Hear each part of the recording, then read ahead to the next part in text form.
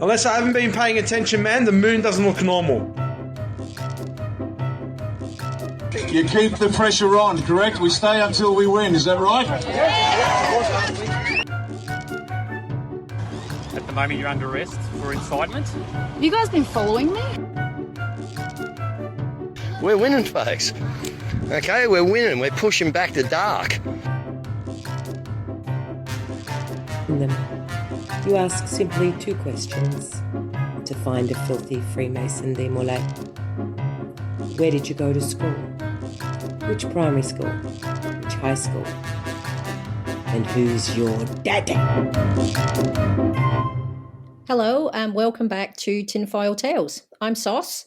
And I'm Sandee. We hope you enjoyed the first episode where we took a look at that missing money from Epic and also the quiet movement behind the freedom movement, the Australia Project. In this week's episode, we're going to talk about a trend we have noticed about the influencers in this movement. We will take a look at the election you might not have heard about, and Sauce is going to do a quick Canberra catch-up for us. Also, we have a new segment. We're going to share a random tinfoil tale that we have witnessed over the past couple of years that stood out for us and talk about it. Might be an opportunity to bring something out of the vault from a long time ago. I mean, a lot has happened and I know that I have a lot of weird shit to share. But first, Soz, there's been a change in government since our last episode. Thank God that election campaign's over and that we've got a new PM. And I've got to say, as a proud Victorian, how good is it that Josh got the boot? Yes, but we aren't done talking about it just yet. With a few of the Freedom candidates getting a little bit upset because, well, obviously, this is a stolen election, right? After all, we've just had the 2000 Mules documentary come out recently. You know, the one about how the American 2020 election was rigged. So if it's happened to Trump, well, of course it's happened over here too, right? I was a bit nervous last week when it looked like UAP candidate might get up for the last Senate seat in Victoria. Me too, but what I was really annoyed about was we didn't get a good look at his socials before he erased everything and turned them all to private, although he's put them back up this week. And he's not disappointing in terms of the content that he started to share again. Oh, dear. So, yeah, this is Ralph Babbitt that we're talking about. And I hear he isn't quite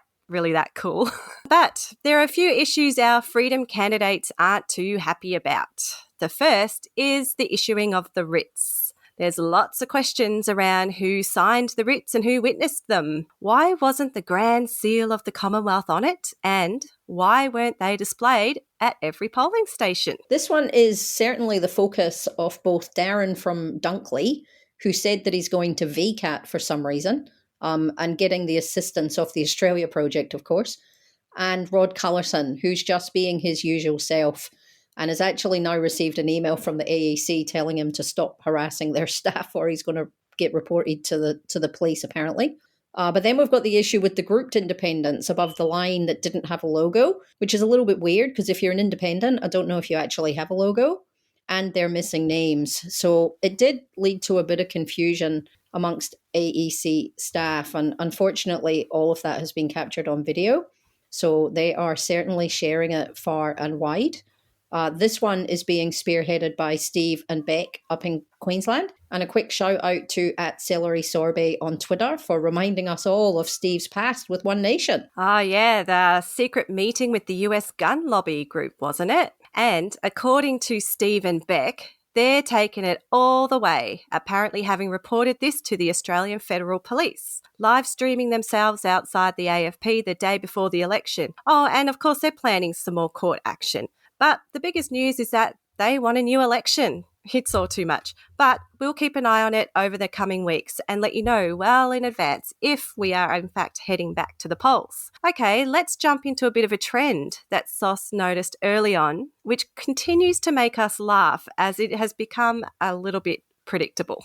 Way back at the start of the movement in Melbourne, I did spend a little bit of time looking at Monica. Back then, though, it was actually from more of a political interest point of view.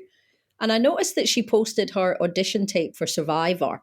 So obviously she wasn't successful, but she did say that she likes attention, which didn't surprise any of us. And she subsequently went on to create her own reality TV show starring herself when the pandemic hit. She's also had a lot of different sales jobs, but she did spend some time working in real estate. Real estate and acting. It's uncanny how often this comes up. Even recently, Tammy Jane came out and said she was a real estate agent prior to the pandemic. Like, come on. It might surprise people to know that Monica's betrothed, Morgan Jonas, was in a martial arts movie called Covert Operation back in 2014 and was also a fight promoter. One of the true OGs of the movement, made famous by smashing his TV. Well, it actually wasn't a TV, it was a computer screen. Thanos Panayidis and his family were on the cooking reality TV show Family Food Fight. I'd actually never heard of that one, but his buddy Rafael Fernandez was a YouTuber, and looking back at his old ones, he looks so sweet, young and innocent. He does, doesn't he? That's what I always think when I go back and look at Rafael. I think, what happened to you? Now he's living on a farm and like growing veggies and stuff.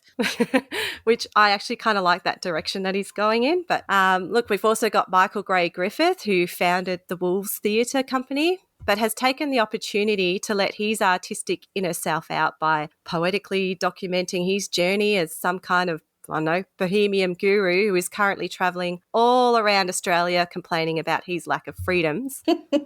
He is only one half of Cafe Locked Out. The other is Damien Richardson, beloved Neighbours star and political aspirant, who spends an awful lot of time online bemoaning the plight of Western white men. I mean, I know the arts industry took a hit during the pandemic with little support from the government, but is this really what they want to pivot to become an influencer and do live action role plays? Yeah, last week we spoke about Kathy from finance. She was the one that was talking all that crazy stuff about the flooding and the camps with the gas pipes leading to them.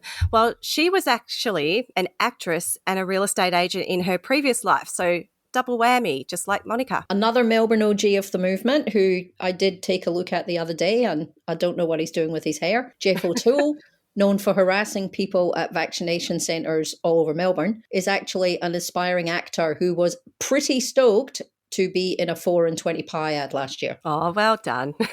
The recently discovered Brenda Aggie, she's a new one. She's the Victorian coordinator of the parallel election, which we will be talking about later, but she has a decades-long history in Australian TV, having featured in Neighbours and Blue Heelers, and she's founded a theatre company also, kind of like Michael Griffith. Rebecca Lloyd, who we spoke about earlier from Fair Business Australia, performed in the theatre. Lucia from The Lawn at Parliament House, known for iconic statements like, "These sausages are vegan," and 11, and also for asking the police to return her $200 snakeskin sandals that she bought in Dubai, has an amateur acting background. Kaz from Guru's Nightly Live directed a movie. And don't forget Craig Cole, he's a wrestler. That's all performance. And thanks to Tallyhos on Twitter, we can now add current Canberra streamer Sideshow to the list.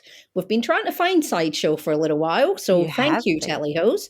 He actually has a massive back catalogue of material as a dancer, an actor, a cameraman, a producer. Yeah, he was a good one. And then, of course, who we were talking about earlier, Ralph Babette, the UAP Senate candidate, real estate agent. And finally, the Ruth Bader Ginsburg of the movement, Jackie Dundee. I know this will come as a huge surprise. She is not actually a constitutional lawyer. She's a real estate agent.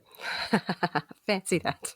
While this isn't the case for all of them, and there are certainly other factors that play into why people gravitate towards this movement, it does further cement the fact that much of it has been fueled by performative art and is fundamentally about clicks and engagement for the majority of them. Yeah, so while we have seen many of their followers lose their jobs at their bidding, you know, hold the line, let them fire you kind of stuff, they're sitting high and mighty, gaining work and a job for themselves, and are putting themselves at the forefront of this movement, calling the shots, which just feels so unethical because these followers are being told they are standing in their truth and being honourable, pure and all that jazz, but losing everything with no recourse for losses they incur for following these guys. These influencers are people who have often failed in their chosen line of work, who have no expertise in public health, no understanding of broader societal issues, who didn't even know how to vote prior to this election, yet they have been able to create relevance for themselves here. Make no mistake about it, They will do everything in their power to ensure they hold on to their positions here, which is why we see them talking about woke agendas and pivoting to the anti-climate change narrative and whatever politics comes in from America after that. Whatever the thing is, this is no longer about COVID and the vaccines. These influencers don't want to lose these new jobs that they've created for themselves. It's really as simple as that. Yeah, the performance, the marketing hype, and the sales techniques, they're all at play here. And what's the product they're selling? It's hopium, because they've never really achieved anything. Just stay positive, right? Good always prevails. Yeah, but Sandee, it's time to talk about the election. Not the one that just happened, the one that's currently being planned in numerous Zoom calls all around Australia. Oh my God, here we go. There's a growing movement in Australia focused on removing this corporate government. Some are into common law, some are into LORE, some consider themselves sovereign. They tend to be a little older, a little bit more white, dare I say, a little bit more Aussie. We're not going to try and explain the difference between their beliefs. Jack and Joel, with the help of Rob Sudi, have done an amazing piece of work on this already. And Tom Tanuki has a couple of great videos on this subject too. But we will explain why it matters at the moment with the upcoming parallel election and how it's infected the Australian freedom movement specifically. So, as an observer of the Australian freedom movement, the first time sovereign citizens and common law came to my attention was through Doris Durai Osmond, also known as Be Free with D, who at the time was running the New South Wales branch of Reignite Democracy Australia. She's the one who allegedly bit a restaurant owner during a scuffle over refusing to check in at a restaurant in Sydney, and then later on ran off with the tribal sovereigns at Old Parliament House. She would do these videos that sounded incoherent, and I used to think, what is wrong with this girl? But realised later on, she made no sense because she was speaking sovereign citizen lingo. I recall one video that she wanted to show us how we were owned by US bonds. And she directed us to this random investment website where you had to put into the search field your birth certificate number, and then you hit search, and the US bonds listings, they were your bonds. But what happened was when you hit the search button, it was the incorrect search button. So it didn't matter what you put into that search field. Even if you left nothing, put nothing in there, same results would come up. And I remember actually being in the comment sections, like telling people this. I'm like, you've got it wrong. It's wrong. And no one was going to listen to me at all. So whatever. So Doris led a group of Magna Carta sovereign citizens to sign oaths under the Magna Carta and announced that they intended to seize government buildings. So inside Telegram, there were messages from people asking others to meet up in real life so they could witness each other's signatures. This was around August last year and was very hyped up at the time. I have to make mention here of Doris's mentor, Jackie Phoenix of Practical Lawful Dissent, who was attempting to do this in London at the same time. And she was actually quite amazing. She rocked up to these buildings in London and she had this like Crocodile Dundee leather hat, styled hat, and a staff, and the staff had a crystal ball on top, or like crystals on it. I will actually post a picture of her in the Conditional Release Program podcast shit posting Facebook group, as she's actually quite a sight to see. I was actually looking into her today to see what actually she was up to, and I've got some sad news. So she's actually left the movement. She's given it up. She's citing some health issues, but I wanted to just read out her little farewell message here that she's left everybody. And this was recent. This was May 26th, so only a week ago. She goes here, I didn't know what I had to do in life, but I knew from the get-go that my life did not belong to me. My maker was keeping me alive to serve humanity, and one day I would be called to service. Article 61 and fighting for your freedom was my call to serve humanity. I did try to save you. I gave it my all. Overcoming my own fears to serve humanity, overcoming every obstacle thrown my way. Yet here we are, the UN implementing full control, and I'm dying once again. A phoenix has to die in order to rise from the ashes. I can't outrun death forever. My heart is failing fast on multiple levels. So this is my goodbye to you all. Remember, I love you all, even those who have done me wrong. I forgive you and I pray for you, that one day you see the truth of Jackie Phoenix Robinson. Stay focused and for God's sake, seize those buildings. It's your only hope. Phoenix out. Wow. Yeah, it's a bit sad, hey? Wow. So needless to say, buildings were not seized and both Phoenix and Dee disappeared for a couple of months, with Doris hiding away up north to get away from the stress of everything. She reappeared when the Sovereigns were attempting to take over the old Parliament House, joining Camp Muckata and live streaming the action from over there at the time. My first exposure to the Sovsit stuff was Eve Black. Remember, she ran that gauntlet at the Ring of Steel and she had someone filming her and she had a little script. And I just remember she was so happy when she got through and instantly became a hero. Even did a talk at Nick Banjo Patterson's gym one night out in Packy. But we have noticed the common law theme becoming more and more prevalent as the movement exhausted other avenues and the remaining hardcore freedom fighters got a little bit more creative. There was an attempt fairly early on to set up a parallel police force, but that ended when the lead conspirator ordered some fake federal police badges and ran an open Zoom call where some pretty direct threats were made. Needless to say,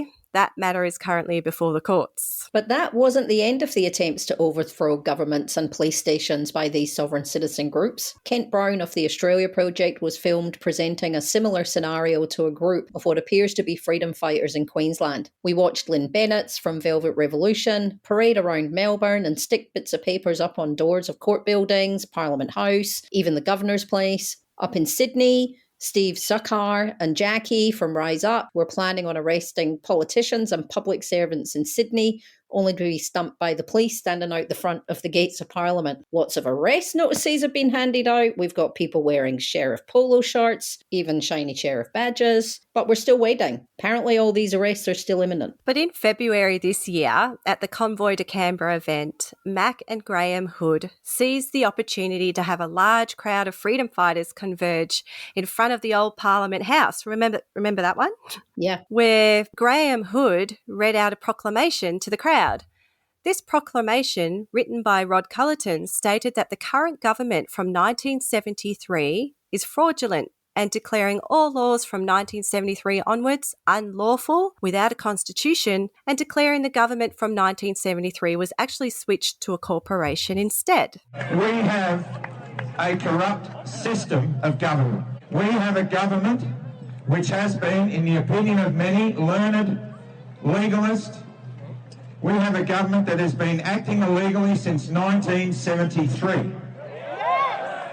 We have a government that has usurped its responsibility to its people in order to support corporations. In common law circles, this is referred to as the abandoned government in 1973, which is where the parallel election comes into play.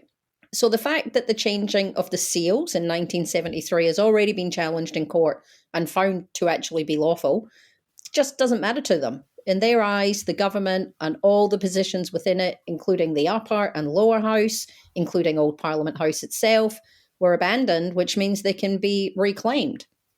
So Commonwealth Earth and Commonwealth Custodians are two groups in the Sovsit space, and they are currently looking to fill the abandoned positions of the government and govern themselves. This explains the interest in Old Parliament House recently and people's desire to take it over and claim it back. This was attempted unsuccessfully by the Muckata group back in December last year, which ended in the doors being burnt and unrest between these sovereigns and the Aboriginal Tent Embassy. Within this abandoned parliament, some have volunteered Within this abandoned parliament, some have volunteered themselves to certain positions, but they need elected politicians to fill the political seats of both houses and are therefore putting the call out to the freedom movement for caretakers for each seat. And then to find candidates, have an election and elect their new government, who will then make decisions on their behalf. We the people government. The type of government we talked about in last episode, where they plan to put all those people on trial for crimes against humanity. And somehow this is supposed to work alongside the trillions worth House of Lore, although they plan to have their own form of government, their own passports, even their own police force. So it's not super clear how this will work, but Buddy and Lumpa are insistent that somehow we can all step into sovereignty and then we can just travel around Australia with some kind of diplomatic immunity. Yeah. Anyway, they originally planned to have their parallel election at the same time as our Australian federal election. Mike Holt even went as far as to say that he would demand the AEC provide alternative ballots and boxes to facilitate his parallel election at the polling booths. So instead of receiving 2 papers, we would receive 4, and then we could choose to vote in the election or the parallel election. Mike said that if the AEC refused to cooperate, he'll just see them in court.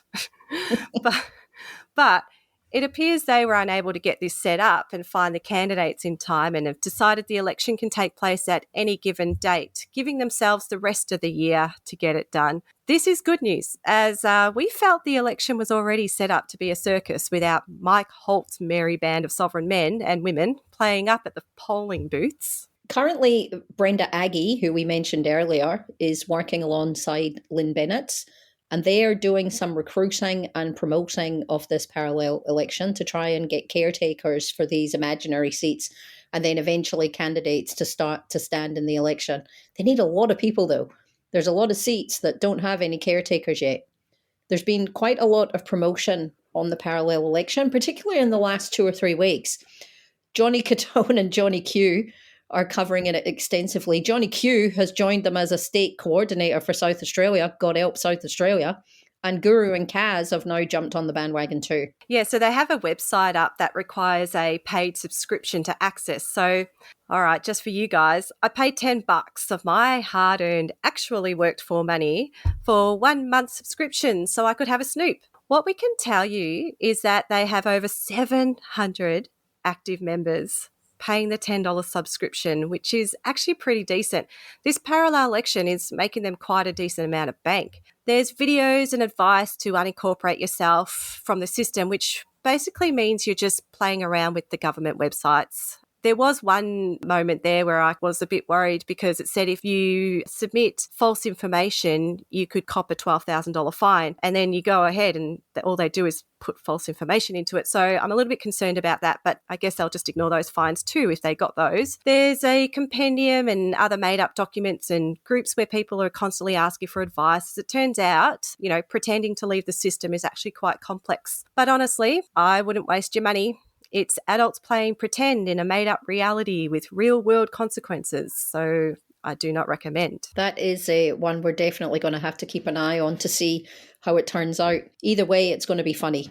The funniest part right now is just how many SOVSIT experts are actually trying to get their fair share of the pie and how much they are irritating Stephen Spears, who is the real king of Australia. He is furious. He had disabled his Rumble account 2 weeks ago and now he's back to posting every single day. His main beef is that they're actually stealing his work and claiming it as their own. So before we move on to our last segment, Soz, care to update us on what is happening with the Canberra crew? Okay, there have been a couple of interesting things that have happened since our last episode. First was a little bit of a confrontation in the car park between Tony Ant and the lawn protesters.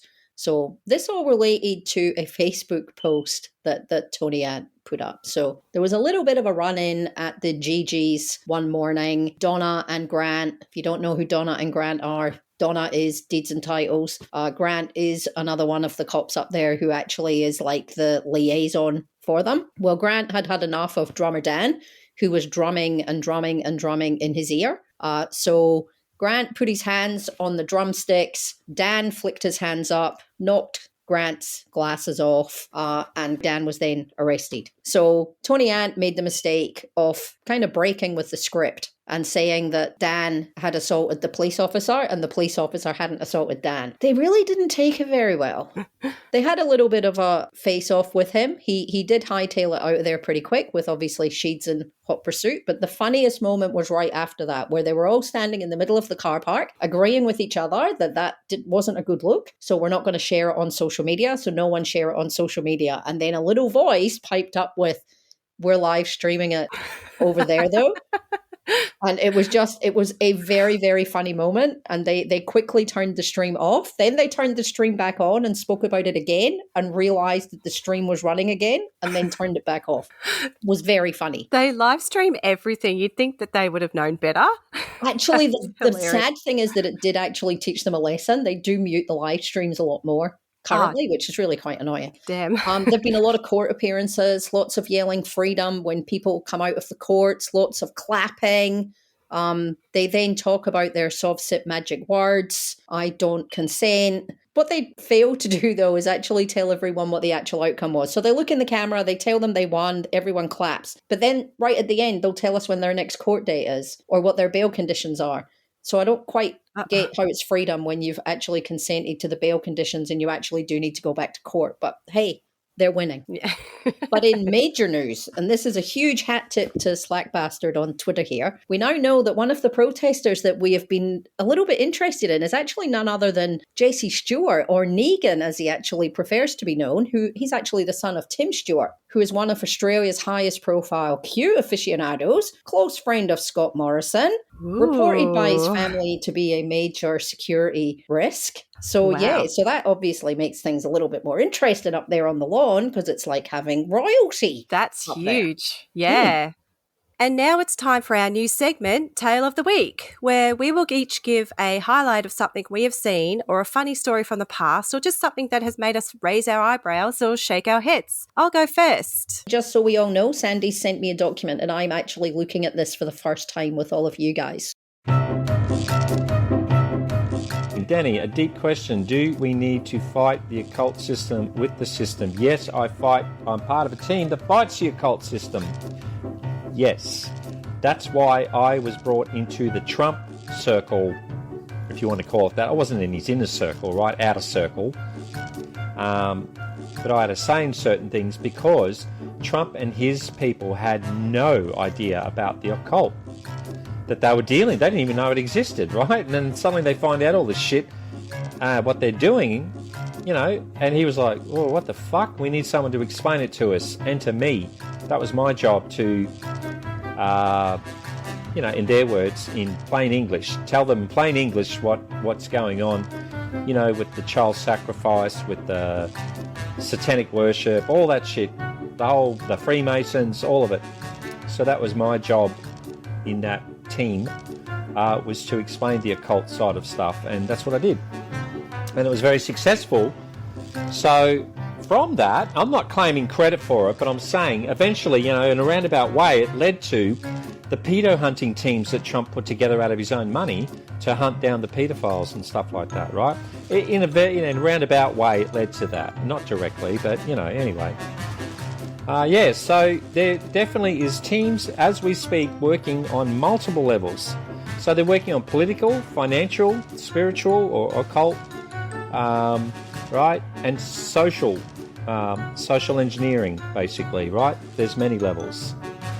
Trump didn't know about it until 2015 when he was showing the movie Sicario, I think it's called, which shows the human trafficking of the Mexican border. That's what convinced him. Leading up to that, Trump didn't know fuck all about any of this, trust me. It was about 18 months to a year before he got elected that he was educated on all this stuff, right? So I could have gone into the vault and found an older one for you guys, but this is too good. I just had to show you. This was done a few weeks ago, so it's quite recent.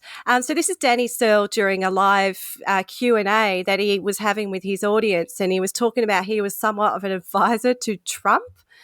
So look, Danny is an odd one. He's a very intelligent man. His claim to fame in the movement is that he is a very talented researcher and strategist, the intellectual behind it all. He says he's ex-military, so he has many connections with people in very high places who feed him exclusive top secret intel. He's busy researching, and then his gig is to basically put his research and special knowledge into plain English to pass along to the truthers about what's really happening in the world so they can then go and wake people up. But he also talks a lot of shit, right? Sandee, I've never seen that before. Like that, like the build up. I mean, I wish you guys could have seen my reaction when he actually said like he was like in Trump's inner. I mean, I have heard Danny say some absolute shit, but that was possibly the best thing he's ever said.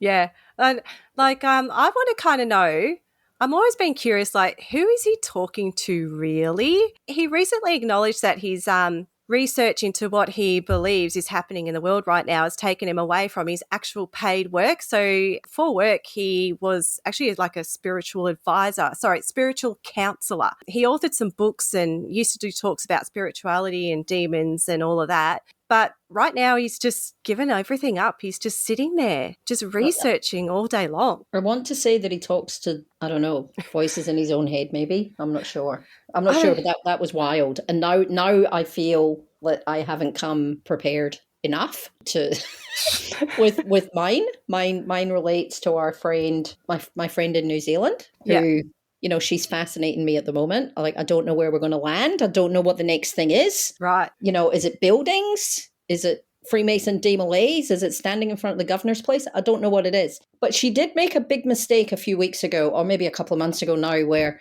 she started visiting cemeteries and taking like weird videos of people's graves. And just by looking at the graves, she could tell that they were a Freemason demolay. This has resulted in hundreds of photos being sent to her that she posts on her Telegram page of random people in random cemeteries all around Australia filming other people's graves and calling them Freemasons. Oh my God. But there is a rainbow. Kaz is now thinking about doing guided tours. And I am telling you now, if she starts doing guided tours, I am flying to New Zealand and I am doing a guided tour with Kaz. Okay, I will happily walk up and down streets in Wellington for hours on end while she tells me about buildings and colours and pyramids and circles. And shapes, yeah. Can you imagine what it would be like doing a tour with Kaz? I'd be in on that. Yeah, absolutely. I'd fly to New Zealand just for that too. That would be wild. Imagine. So that did make me laugh this week because she's Kaz. That's, I think, all you can say about her. Yeah. Okay. She's great, though. But that's it, guys. That's it for this episode of Tinfoil Tales. We have added the full speech that Hoodie did of that Rod Cullerton proclamation at the end. If you want to stick around and have a listen, we will apologise. Joel's going to do his best, but the sound quality in the end might not be terrific. Yeah, thanks for listening, guys. We can be found on Twitter at Sunny Sandee and SOS149. Chuck us a comment if you want us to take a look at something for an upcoming episode. And we look forward to sharing more of the weird tinfoil stuff next time. Bye. Bye. We have a corrupt system of government.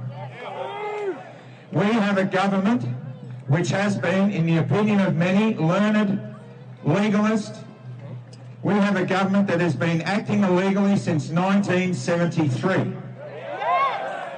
We have a government that has usurped its responsibility to its people in order to support corporations. Now, in the last 5 years, a team of dedicated corporate lawyers and passionate librarians and a few passionate ex-politicians have been researching what's going on in the country and what's legal and what isn't. Now, some of these are not here today because this is not a political event. They're watching from a distance. And I'm not recommending anybody in politics to anybody else because I don't believe the system works. But this much I'll say to you, you have to give credit for a job well done to someone who did it. And I pay credit to former Senator Rod Cullerton for the work that he did. I do not endorse GAP. I do not endorse any party. I really want you, as my family, as we are all family, to do your due diligence and make sure you put the people in there that you want there. We love you, Eddie! Thank you. Now, why are we doing this today? Why are we doing this particular procedure today?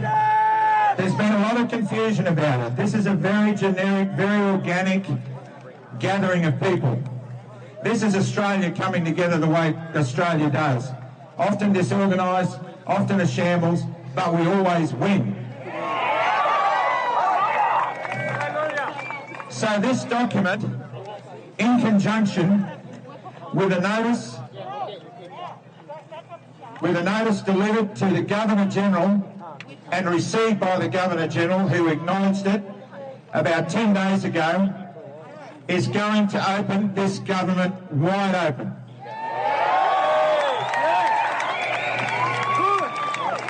Things are starting to happen already.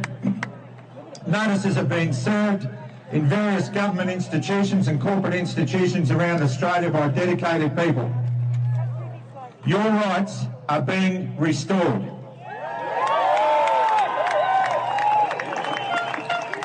So now I want to read to you a proclamation that is going to put the wind right up those people who work in that big satanic building up the top of the hill.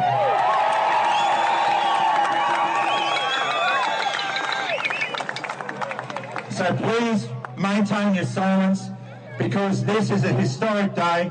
The 5th of October 2022 will be a day that will be remembered fondly in history.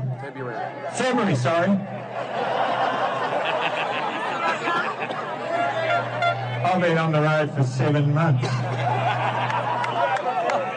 I don't even know what name I am. Okay. Living the dream.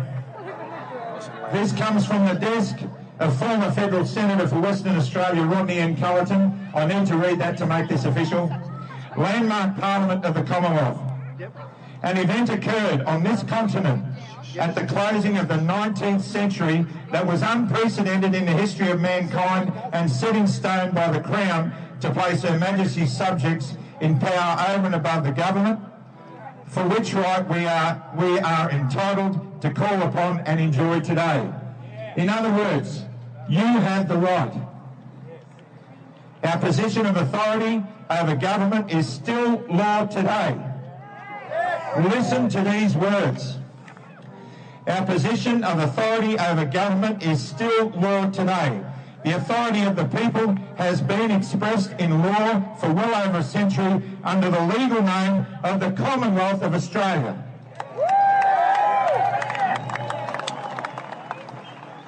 Whereas the people of Australia have made this pilgrimage to Canberra, God bless you, and gathered at this Commonwealth Parliament building to recognise and claim our right of sovereignty, and to this end call upon the paramount duty of the Crown to all of us. This icon building of the Commonwealth Parliament carries the public notice by which manner the purpose of government is to be carried out, as does a flag upon a ship indicate by which authority it sails the seas, hence the red ensigns. This authority in and over the Commonwealth for everyone to see is the Crown of the United Kingdom by the display of the Royal Coat of Arms, and here we can see by which affairs of the Commonwealth is carried out, and that is the authority that our foundation law requires. If we inspect the current building of Parliament across the pond, that one, we notice the display of the Crown authority for the Commonwealth is nowhere to be seen. I'm talking about the new Parliament House. The Crown is not on the coat of arms, and this is significant. There is no Crown authority on display at the venue. It's the first indication that the business of Commonwealth does not occur there, so we must ask, what business does the venue of Parliament concern itself with, if not the Commonwealth of the people? Who are you serving? And the answer to that simply, the business of the Parliament of Australia, in contradistinction to that of the Parliament of the Commonwealth, which is you the people. And to be sure that there is further indication of this departure from the Commonwealth, the name under which the executive is known is not the Commonwealth Government, but instead the Australian Government. All of this is taken to be authorised under the authority of the Australian Government and not the Crown, and that is illegal. Neither of these current practices has been allowed by our Constitution, for which authority is required to be under the Crown. There exists no Constitution for the Parliament of Australia or the Australian Government. We don't have a Constitution and we don't have a Bill of Rights. Isn't that obvious?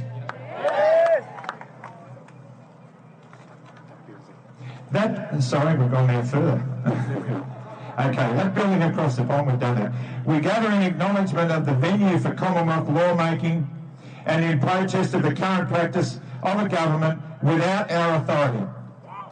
And that is to conduct all government business under the Crown. Our standard of law for which Her Majesty, as Queen of the United Kingdom, swore in 1953 to rule and to serve the people of Australia. And we call upon the renewal of that duty for the Commonwealth. The current Australian government has records that span the previous 5 decades that provides evidence of their unlawful departure from the intent and practice of the Commonwealth Constitution and Crown authority when in 1973 the Great Seal of the Commonwealth of Australia was destroyed. The authority by which bills of the Parliament were stamped into law and the Queen of Australia was invented in contravention to law as to rename Parliament and government with the purpose to deny the people's authority over the Commonwealth. That's why we're here. We stand here together to deny the pretended authority of the Australian Crown that denies all of us the rights and call upon the administration to make answer to their records that shows their previous knowledge of operating an unlawful government as chronicled in the 2,000 pages of 2 reports made by a Constitutional Committee in 1988 recommending steps to be taken to legalise those numerous breaches of law. It is well to note that none of those recommendations were undertaken and it would have revealed the crimes set about in 1973 by the Labor government of Gough Whitlam.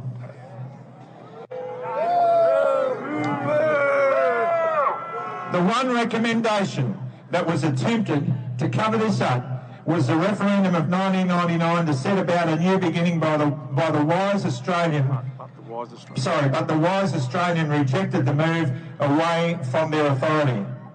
We are here to pay respect to the decision to retain our Commonwealth and all its restoration. And this, we're getting really good here. And call out those persons in attendance at the Australian Parliament building that is not our Commonwealth. Let us set about to commission a true Viceroy of Her Majesty for the purpose of restoring our rights in and over the Commonwealth of Australia. To that end, we must widely inform Australians that we have been gained and taken as fools in compliance to government directives that are designed to display our subservience to their rule outside the law. It is time we ask the following question. Why is the government and the Parliament of Canberra failing to comply with the limits imposed by the Constitution of the Commonwealth of Australia, signed Rodney J. Cullerton?